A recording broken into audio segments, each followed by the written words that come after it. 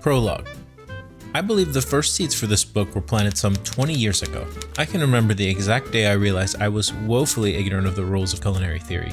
I was only 17 years old at the time, an eager, albeit naive student in the restaurant portion of my culinary school. One day, while working in the school's restaurant, I was asked by my instructor to make an original special for service that night with some fresh lobster. This completely caught me off guard. Even though I had been in culinary school for some time, the truth was that I didn't understand how to make an original dish. I badly wanted to, yet hard as I tried, I could not grasp how it all fit together. Despite this fact and not wanting to lose face, I enthusiastically agreed to this request and quickly said, "No problem, Chef Flowers." As soon as the chef walked away, my confidence instantly turned to dread. I had no idea what the hell I just agreed to. What was more terrifying was that this dish would be served to dozens of paying patrons in a matter of hours.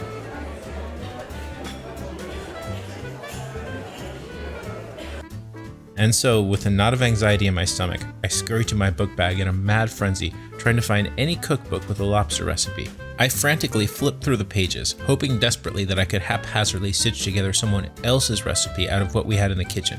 Mind you, this was before smartphones. I can admit now with embarrassment that someone halfway through culinary school should be able to come up with a simple lobster special, but I just could not understand the mechanics behind why a recipe worked and what makes a good dish. In my defense, I was much younger then. In my meager 2 years of cooking, I had learned countless recipes and techniques, yet no one had ever taught me how to make a unique recipe out of those techniques. My culinary school did not offer classes that explained specifically how ingredients and flavors should be combined. Whenever I saw a chef create a totally original recipe, I just assumed that there was only one logical explanation.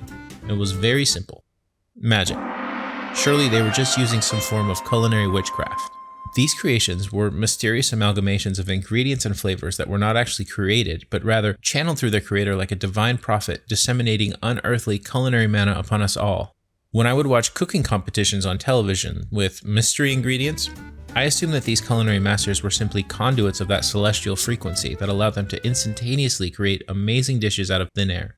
Obviously, what other explanation could there be? And so, with the impending dinner service only a few hours away, I was in a full panic. How was I, a mere mortal, supposed to create a daily special from lobster that would be fed to real fine dining patrons?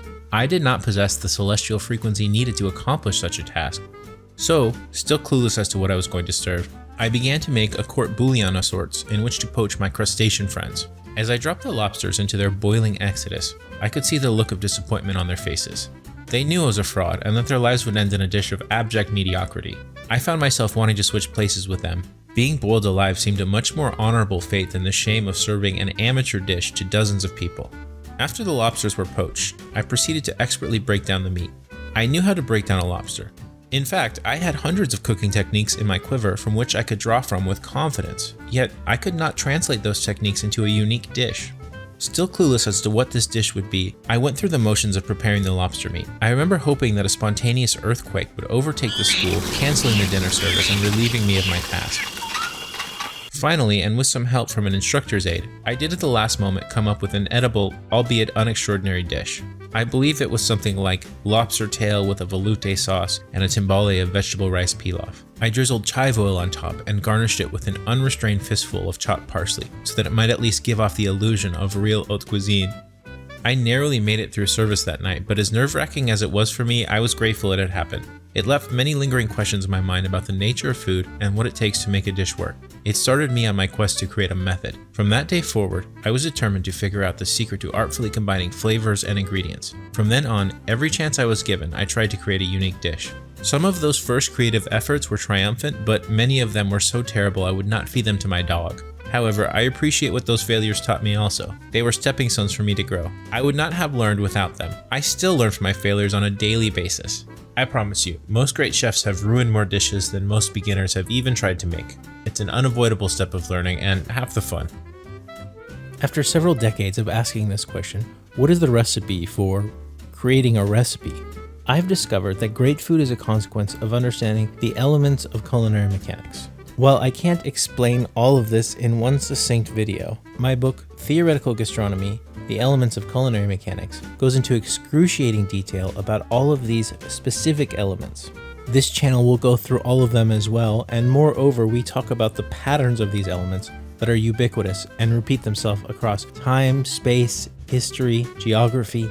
If you can understand all of these elements and their patterns, your cooking will forever be changed. So give us a follow, but only if you want to know the ultimate master key, paradigm shifting secret to all cooking.